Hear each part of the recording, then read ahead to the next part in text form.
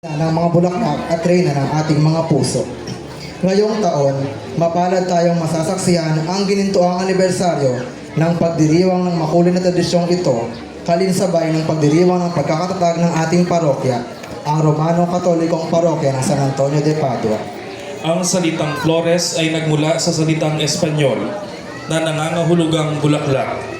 Bagamat sa buwan ng Mayo namumukadkad ang samot-saring bulaklak sa bansa, minabuting ang pagdiriwang ng Flores ay ipagdiwang sa buwan ng Mayo na kalaunay tinawag na Flores de Mayo o Alay kay Maria.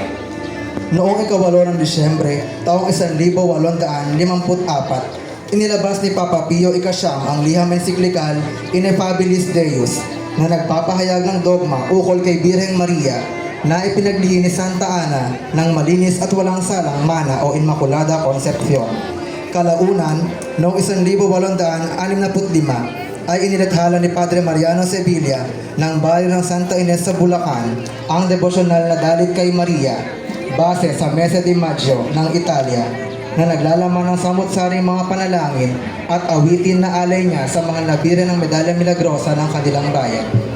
Pinasimulan din niya ang tradisyon ng pag-aalay ng mga bulaklak kay Maria.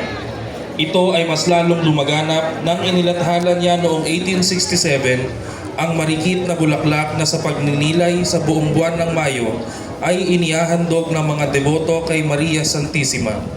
Ang Grand Marian Procession sa ating parokya ay pinasimulan sa ilalim ng panunungkulan ni Reverendo Padre Alan C. Valero noong taong 2001. Ito ay nagpatuloy hanggang sa panunungkulan ni Reverendo Padre Leo Ben O. Peregrino.